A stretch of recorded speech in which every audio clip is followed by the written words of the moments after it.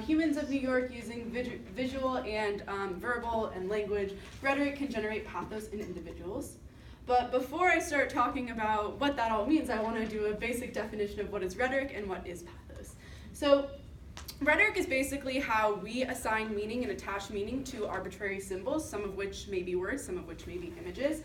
From a class definition, rhetoric in and of itself is a call to action for how we form ideas and how ideas form us. It is a place in which meaning and symbols are placed on arbitrary objects. Rhetoric as a practice spans multiple platforms, public culture being one of them, and all of our presentations are on public culture. Pathos represents an appeal to the emotions of the audience and elicits feelings that already reside inside of them. This is often paralleled with empathy. It's not the same thing, but I will be using both during this presentation.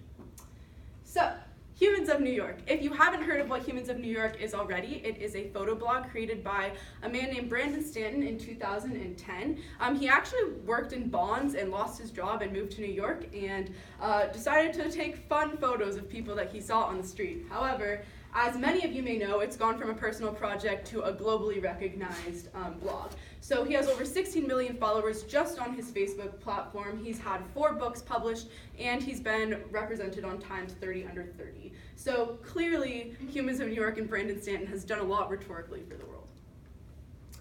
The specific artifact that I'm going to be examining is this specific image. I'll give you all a moment to look at it, and the caption is, "I'm homosexual and I'm afraid about what my future will be and that people won't like me." So this is clearly a really powerful image, and as you can see by over 674,000 likes, over 60,000 shares, and 60,000 comments, this clearly took a lot of action in people's lives. So I'm going to talk a little bit about maybe why and why this generates pathos in individuals. So how does this image bring out pathos in individuals? The first thing is identification. So many people might look at the image of this boy and feel identification with him. Whether it be that they struggled with their sexuality growing up, they remember times when they were younger, that can be a lot of why people feel emotion and pathos towards people. Another would be reminiscing on their childhood. So this child is clearly a young boy, probably no more than 11 or 12 years old. And he's definitely going through a hard time, and I think as humans, especially with the empathy inside of many of us, that's something that you can connect to and feel maybe bad for or sad about. Another thing is that children, often especially portrayed in media, are symbols of innocence and vulnerability. So you can see in a lot of ads and commercials, they use kids as a way to connect people. Everybody had a childhood, and childhood kind of represents something as an ideograph, as we talked about earlier. And so I think that that rhetorically does a lot for the image. The boy also has a persona created. A persona is kind of how Brandon Stanton has decided to illustrate him. He chose that specific quote from, everything that the boy says. So I don't know the conversation that Brandon Stanton and the boy had, but I doubt that that was the only thing that he said to him. Brandon Stanton chose that specific sentence to pair with the photograph. Then positioning of the photo, colors, and facial expressions, which we will talk about now. So, the image without the caption. This does things rhetorically without even needing background context. If you look at this image, you're probably not going to think, that kid is gay and that's why he's sad. That's probably not the first thing that you're going to think. But this image is, close up to his face, so you can really see his facial expressions. And he's not making eye contact, which I think rhetorically is interesting because typically when people are making eye contact with a person or with a camera, that's often seen as more of a connection. However, I think that the way that he's looking down at his hand kind of shows that maybe he's embarrassed about what he's talking about. Maybe he's too afraid to show his full eye contact, and I think that that rhetorically does a lot. His outfit is blue, which is typically a sad color, and I know that consciously you're probably not thinking when you look at the image that relates to him being sad, but rhetorically in our mind it all plays into the picture of how we're interpreting him. And lastly, I really focus on the hand placement. This is something that you typically do not see in a child. When I look at this, I often think of a parent or somebody coming home after a long day of work and stress. Like I said before, this boy looks no older than 11 or 12 to me, so that's a really atypical hand placement to have. And another thing that's interesting is that when seeing somebody else's face, we infer their feelings, and subsequently our own body tends to experience the same feelings. So many of us have probably felt stressed and maybe even done that hand signal. So when you look at the image, you might remember a time and identify with the boy even more. Now looking at just the text. I'm homosexual and I'm afraid about what my future will be and that people won't like me. So that's a lot to unpack when you look at that. That's a pretty, that points to a lot of notions of how potentially America views homosexuality. I'm not necessarily saying that that's the only view, but it is pretty packed. So I think that something interesting to point out is that there is a lack of LGBT plus representation in the media.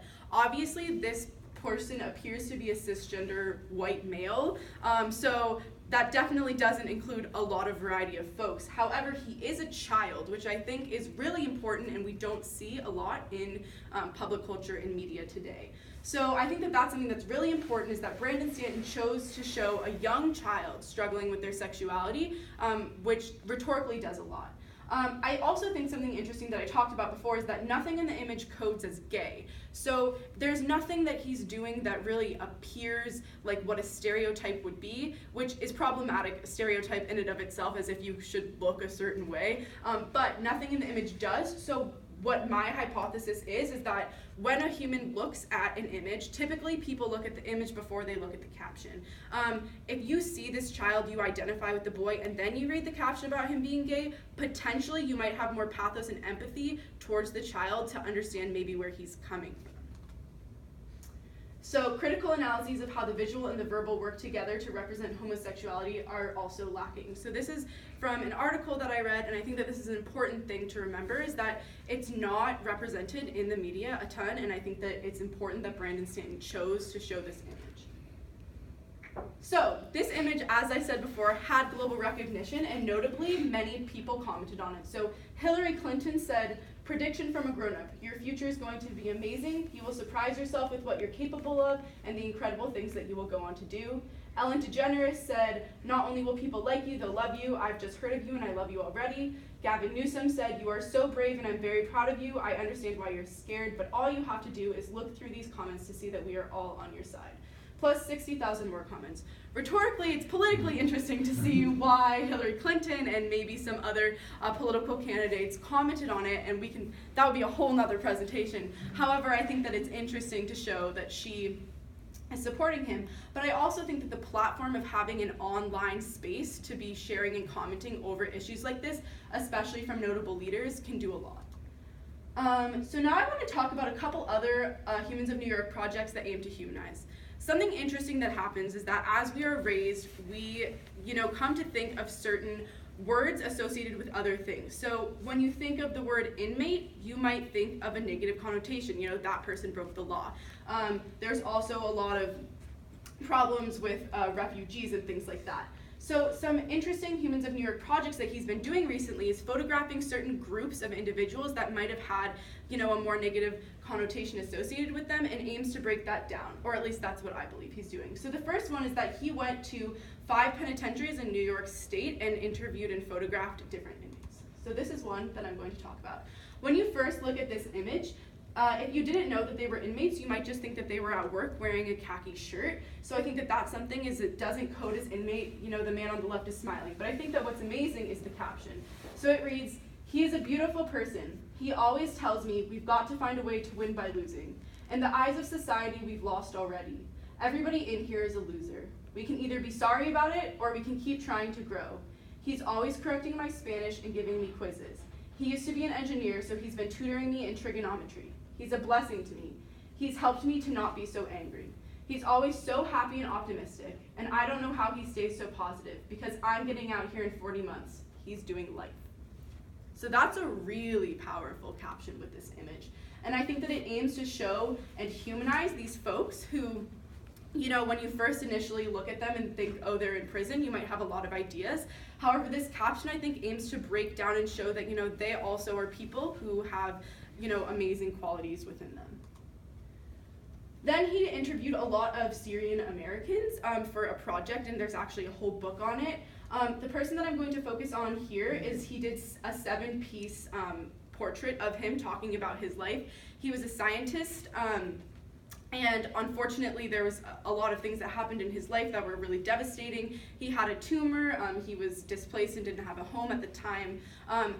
Brandon Stanton decided to create a Kickstarter for this man, which he does for notable people that often generate like a lot of comments and likes, and they raised over $500,000 for this man. He's been placed in Michigan now. He was invited to the White House. He met President Obama, who commented here, and he got his tumor removed that was benign, which is really amazing. So I think that what is really interesting here is that President Obama comments on this, welcoming him to the United States. It really aims to break down preconceived notions and stereotypes of people, and I think that rhetorically, although Humans of New York isn't going to change everybody's ideas about a homosexual person, a refugee, and or a person from a prison, or really any person that he shows. It aims to humanize and generate pathos and empathy in individuals in a way that reading things or just walking by people on the street might not. Thank you.